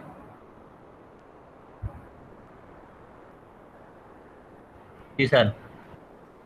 अब इसमें आपको ये भी पता है कि ये जो पानी का लेवल है रिवर में, लेक्स में, ये गर्मियों में ऊपर जाता है और सर्दियों में नीचे आ जाता है। समझ आ रही? पानी का लेवल, फ्लड्स हमारे यहाँ गर्मियों में आते हैं या सर्दियों में? गर्मियों में। गर्मियों में। तो इसका क्या मतलब है कि पानी का लेवल लेक में ऊपर जाता है, कभी नीचे आता है। तो ये दो लेवल है, इन्होंने बताए हैं। एक उसी साल की जनवरी में, यानी स्टार्ट ऑफ द ईयर का जो फर्स्ट मंथ है, ठीक है, वो कितना था? वो ऊपर था जनवरी में, उसका लेवल जो है ऊपर था। जब ऊपर है तो इसका सरफेस एरिया क्या होगा? ज्यादा होगा। कि लेक का स्ट्रक्चर कोन की तरह है, जितना हम ऊपर जाएंगे तो उसका सरफेस एरिया बढ़ता है। समझ आ रही है? तो यहाँ पे ये A1 है, इसका क्या है? A1। इस पानी यहाँ तक है। फिर उसी साल के दिसंबर तक जब पहुंच गए तो इसमें पानी इतना कम हुआ, ये पानी कम हुआ। हम इज्यूम कर सकते हैं कि ये पानी सिर्फ इवापोरेशन की वजह से कम हुआ। ये डेप्थ ऑफ वाटर कम हुआ है किस वजह से? इवापोरेशन की वजह से। तो कितना कम हुआ, इतना कम हुआ, अभी पता नहीं है, लेकिन एरिया अभी जो है दिसंबर में वो कितना आ गया? वो A2 आ गया, 2.55 स्क्वायर किलोमीटर सरफेस एरिया। समझ आ रही है? जनवरी में सरफेस एरिया 2.8 स्क्वायर किलोमीटर है क्योंकि पानी का लेवल ऊपर है। दिसंबर में नीचे आ गया तो सरफेस एरिया कम हो गया। Is that clear? ये क्लियर है? Yes sir. अब हमने लॉस ऑफ वाटर मालूम करना है ड्यू टू इवापोरेशन। ठीक है, समझ आ रही है? तो ये लॉस ऑफ वाटर हम किस तरह मालूम कर सकते हैं इस लेक का? ठीक है, सबसे पहले हमने पेन इवापोरेशन, इस साल में टोटल पेन, गौर से सुने फिर आपको सोल्यूशन समझ आ जाएगी जो मैं कह रहा हूँ। इस साल में टोटल इवापोरेशन जो पेन से हुई है वो आप कैलकुलेट कर सकते हैं, वो आपको गिवन है। जनवरी से लेके दिसंबर तक पूरे साल में पेन इवापोरेशन कितनी हुई है, सबसे पहले वो मालूम करें। वो मालूम करने का तरीका ये है कि ये जो यहाँ पे 12 वैल्यूज गिवन है, इन वैल्यूज को एड अप करें।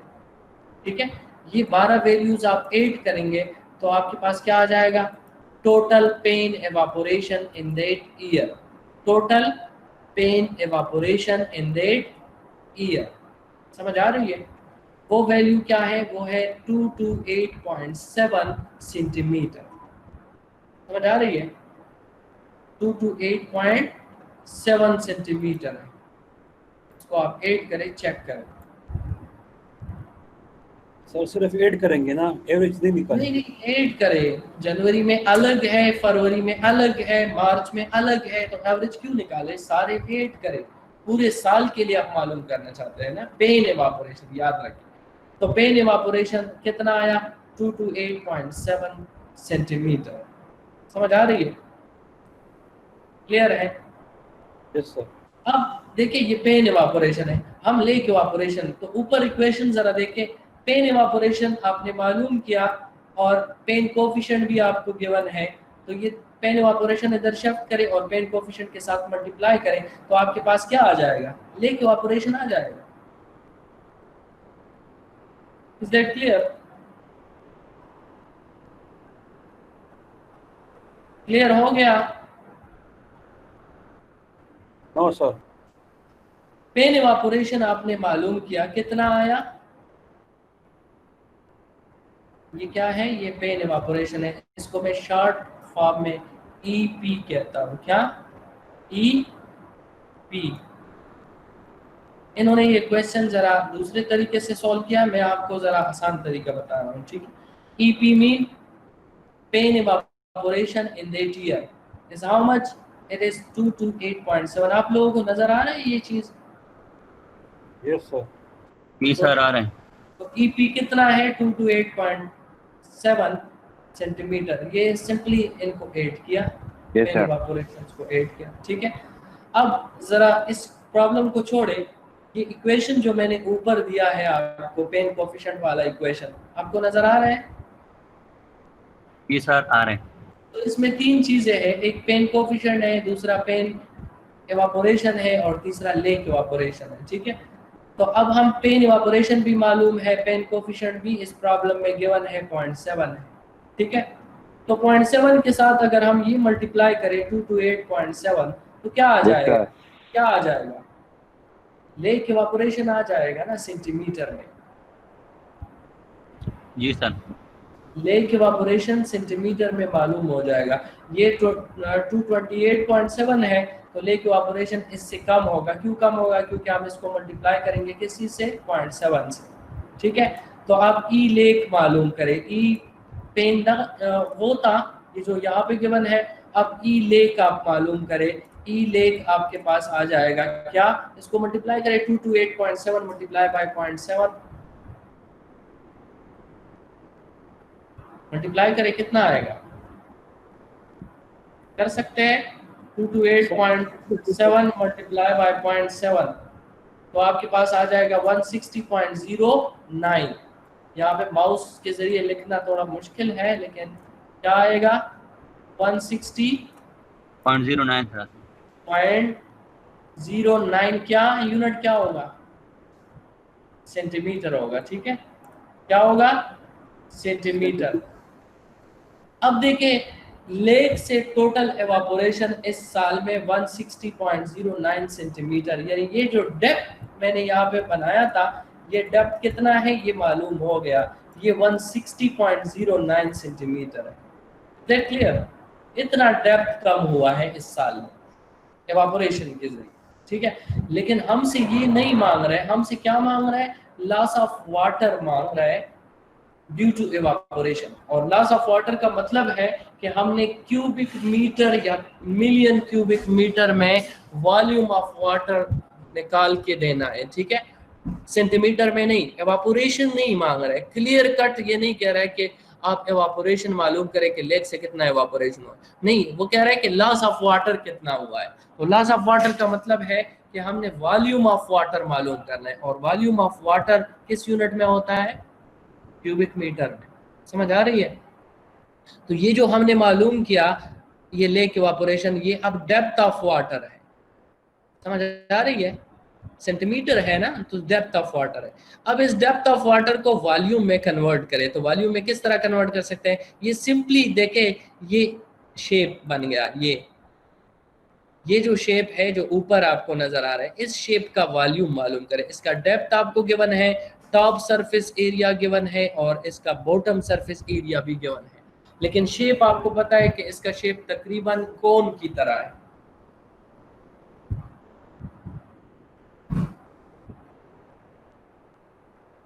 कुछ समझ आ रही है या नहीं? जी सर आ रहे हैं। तो इसका सबसे पहले आपने क्या करना है? सबसे पहले इन दोनों एरियाज का अगर हम एवरेज निकालें, दोनों एरिया का एवरेज निकालें और इसको इस डेप्थ के साथ मल्टीप्लाई करें तो क्या बन जाएगा? वॉल्यूम बन जाएगा ना। समझ आ रही है? A1 और A2 का एवरेज निकाल के उसको डेप्थ के साथ मल्टीप्लाई करें, यानी ई लेक के साथ मल्टीप्लाई करें तो वॉल्यूम बन जाएगा। समझ आ रही है? लेकिन यहाँ पे जो एवरेज है ये वो simple average, simple arithmetic mean आप फाइंड नहीं कर सकते, क्योंकि ये जो शेप है ये कोन की तरह है, और कोन का एवरेज सरफेस एरिया के लिए अलग फार्मूला है, और वो फार्मूला ये है, यहाँ पे लिखा है कोन फार्मूला, आपको नजर आ रहा है? तो इस कोन फार्मूले से हम क्या मालूम करते हैं? हम असल में एवरेज सरफेस एरिया मालूम करते हैं। तो average surface area of the cone is equal to 1 divided by 3 into A1 plus A2 into under root A1 into A2. A1 first area, A2 second area. तो first area is 2.8 square kilometer, second area is 2.55 square kilometer. ये दोनों put करें, ये calculate करें तो average surface area जो इस lake का है वो कितना है? 2.673 स्क्वायर किलोमीटर है। समझ आ रही है? जी सर। अब सिंपली आपने क्या करना है, इस एवरेज एरिया को इस लेक इवापोरेशन के साथ मल्टीप्लाई करना है। जब आप एवरेज एरिया को लेक इवापोरेशन के साथ मल्टीप्लाई करेंगे तो ये वॉल्यूम ऑफ वाटर आ जाएगा, वो वाटर जो इस लेक से उस साल में इवापोरेट हुआ है। समझ आ रही है? एरिया स्क्वायर किलोमीटर है और ये असल में लेक इवापोरेशन क्या चीज है, डेप्थ ऑफ वाटर है। इस डेप्थ को एरिया के साथ मल्टीप्लाई करें तो वॉल्यूम आ जाता है। समझ आ रही है?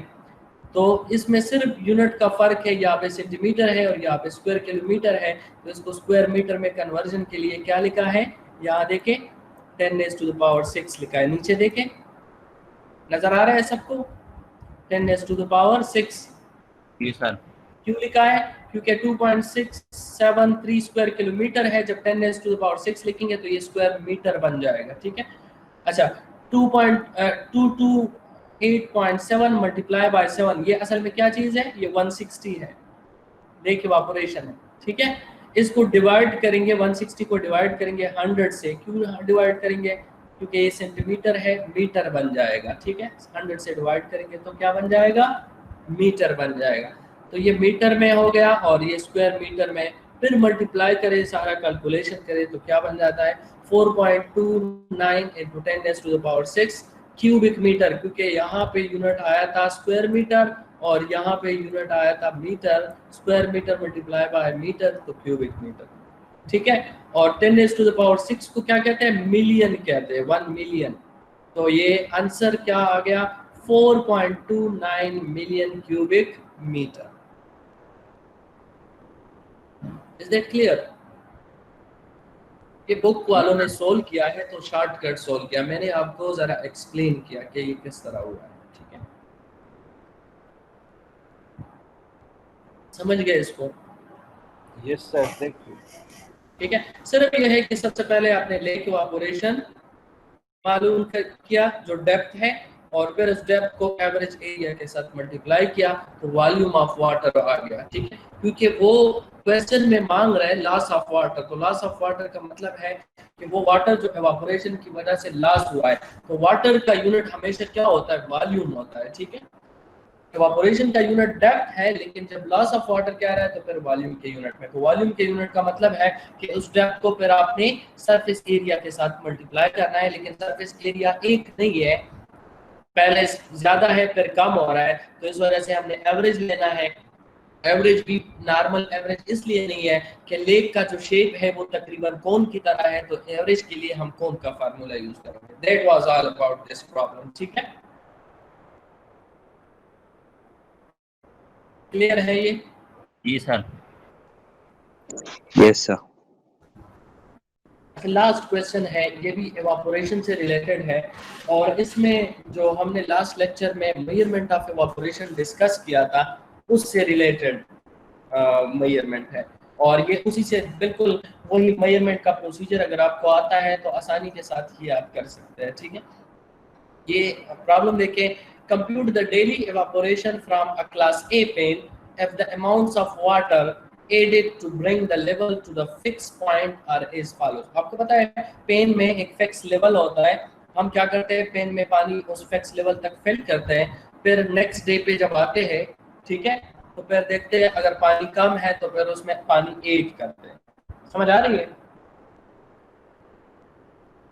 फिर इसी तरह दूसरे दिन भी यही प्रोसीजर है, तीसरे दिन भी यही प्रोसीजर है, चौथे दिन भी यही प्रोसीजर है। फिर इसमें ये ऑप्शन आ सकता है कि जब हम दूसरे दिन आएंगे फर्स्ट करें तो देखते हैं या तो लेवल अपने लेवल से कम होगा, 3 ऑप्शन होंगे, गौर से सुने, या तो लेवल अपने उस मार्क से नीचे होगा, तो उस केस में हम क्या करेंगे, पानी ऐड करेंगे, वापस अपने लेवल पे लाएंगे। ठीक है, या ये भी हो सकता है कि अपने ही लेवल पे मौजूद है, जो कल मौजूद था उसी जगह पे लेवल मौजूद है पेन के अंदर। ठीक है, दूसरा ऑप्शन ये।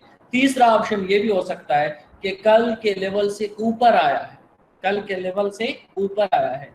तो ये जो लास्ट 2 ऑप्शन है, या ऊपर आया है या अपनी जगह पे मौजूद है, इन दोनों का मतलब ये है कि बारिश हुई है, इन 24 घंटों में बारिश हुई है।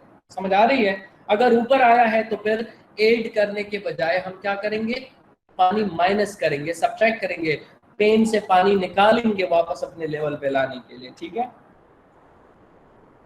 समझ गए। लेकिन ये चीज याद रखें कि लास्ट 2 केसेस में रेनफॉल हुई है, ठीक है। तो अब यहाँ पे यही मेजरमेंट है।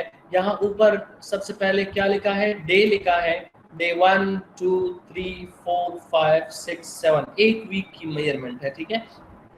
फिर दूसरे रो में क्या लिखा है, रेनफॉल इन मिलीमीटर, ठीक है। और तीसरे रो में वाटर एडेड इन मिलीमीटर। समझ आ रही है? ये टेबल आपको नजर आ रहा है, क्लियर है? जी सर, नजर आ रहे हैं। ठीक है। तो फर्स्ट डे पे देखे बारिश हुई है कितनी, 14 मिलीमीटर बारिश हुई है, ठीक है। जब हम आ गए फर्स्ट डे मीन के कल हमने लगाया था, आज हम आ गए। जब हम आ गए देखा तो पेन के अंदर जो पानी है वो लेवल ऊपर गया है। तो जब ऊपर गया है तो हम ऐड करने के बजाय पानी क्या करेंगे, रिमूव करेंगे, ठीक है। कितना पानी रिमूव किया पहले दिन, माइनस का मतलब है कि पानी रिमूव, समझ आ रही है? कितना रिमूव किया, 5 मिलीमीटर रिमूव किया, तो वापस अपने स्टैंडर्ड लेवल पे आ गए। फिर जब दूसरे दिन आ गए तो दूसरे दिन बारिश कितनी हुई है, 6 मिलीमीटर, और लेवल फिर भी कम है तो हमने ऐड किया कितना, 3 मिलीमीटर। पेन में 3 मिलीमीटर और पानी ऐड किया स्टैंडर्ड लेवल पे लाने के लिए, ठीक है, समझ गए? ये 3 क्यों ऐड किया, इससे ज्यादा क्यों नहीं हो, या 5 क्यों रिमूव किया? क्या मतलब है, क्या?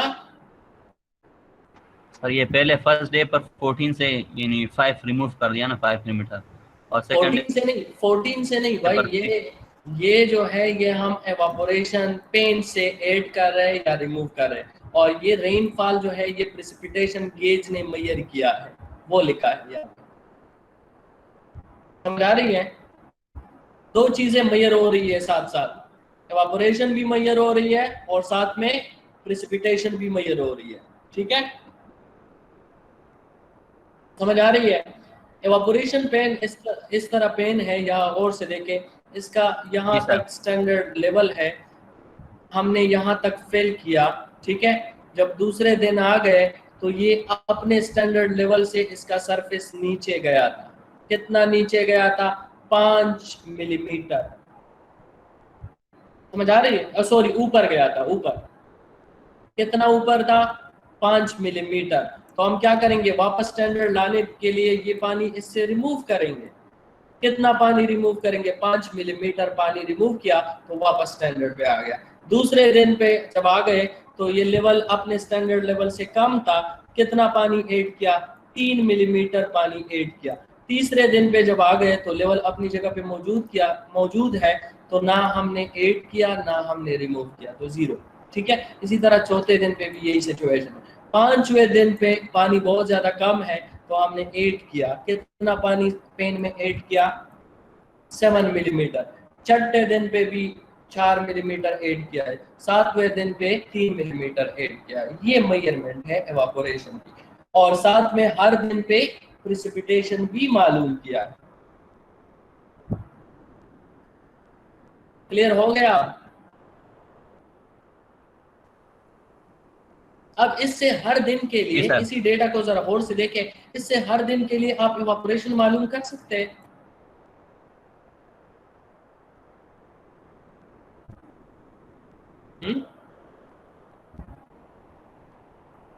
मालूम कर सकते हैं। जिस तरह यहाँ पे देखें, 6 मिलीमीटर क्या हुआ है, 6 मिलीमीटर प्रेसिपिटेशन हुआ है, Yes, sir. और 3 मिलीमीटर फिर भी हमने पेन में पानी ऐड किया, तो ये 6 मिलीमीटर जो प्रेसिपिटेशन है ये भी इसी पेन में आया है, ठीक है।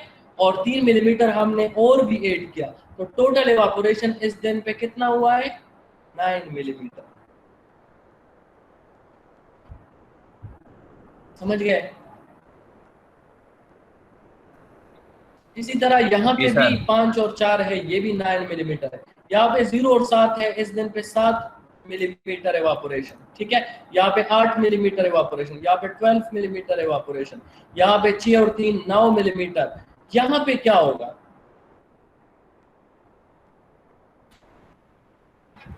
यहाँ पर 9, क्योंकि 14 मिलीमीटर बारिश हुई है, तो जब हम पेन में आ गए तो पेन में लेवल ऊपर गया था, तो फिर हमने पानी रिमूव किया, तो जब रिमूव करेंगे तो उसके साथ माइनस लिख लेंगे, ठीक है। जब ऐड करेंगे तो उसके साथ प्लस होगा, तो ये माइनस करेंगे, 14 से माइनस करें तो यहाँ पे भी 9 मिलीमीटर। समझ आ रही है? ये पूरा कैलकुलेशन यहाँ पे सोल्यूशन में अगर आप देखेंगे तो यही है। डे 1 पे इवापोरेशन कितनी है मिलीमीटर में? 9।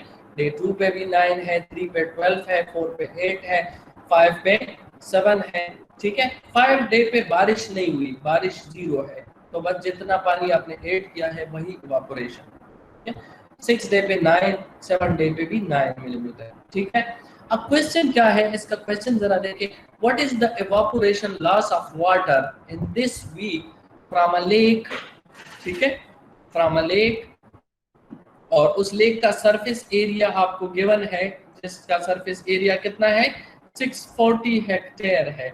In the vicinity mean in the near by area, assuming a pain coefficient of 0.7।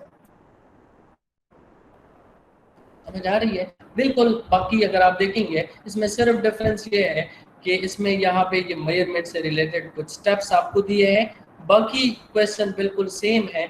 और इसमें ये भी है कि सरफेस एरिया लेक एक ही एरिया आपको गिवन है, तो मतलब है यहाँ पे एवरेज मालूम करने की जरूरत नहीं है। ये जो एरिया आपको गिवन है ये ऑलरेडी एवरेज है। क्यों एवरेज है? क्योंकि एक हफ्ते के अंदर एरिया में लेक के सरफेस एरिया में ज्यादा फर्क नहीं आता, तो इस वजह से एक ही एरिया है सरफेस, वो कितना है? 640। प्रीवियस क्वेश्चन एक साल का था, तो एक साल में वेरिएशन बहुत ज्यादा होती है, ठीक है। तो इस वजह से साल के स्टार्ट में और साल के एंड में आपको 2 एरियाज गिवन है, ठीक है। ये चूंकि एक हफ्ते का है तो इस वजह से एक एरिया आपको गिवन है, तो यही एक एरिया एवरेज एरिया। तो बिल्कुल सेम उसी तरीके से पहले आप पेन एवापोरेशन मालूम करें, जिसको ईपी कहते हैं। तो पेन एवापोरेशन क्या है? यहाँ पे एक हफ्ते का पेन एवापोरेशन है, यानी 7 डेज का।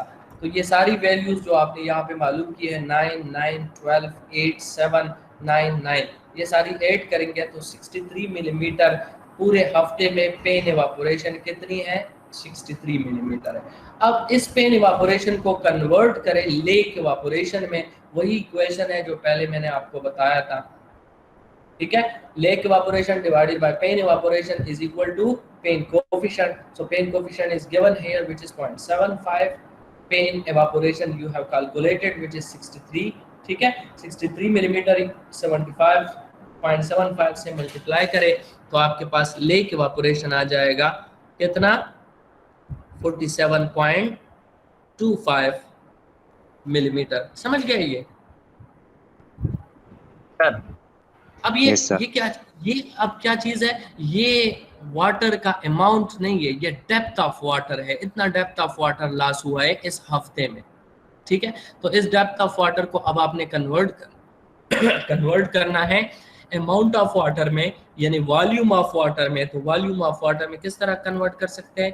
इसको मल्टीप्लाई करें लेक के सरफेस एरिया के साथ, जो एवरेज सरफेस एरिया है, ठीक है। So water loss from the lake is equal to area multiply by lake evaporation. So area is how much?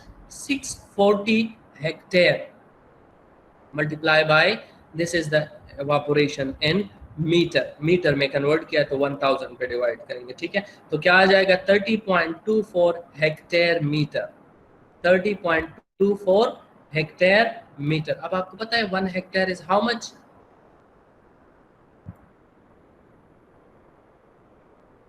HA से रिप्लेस।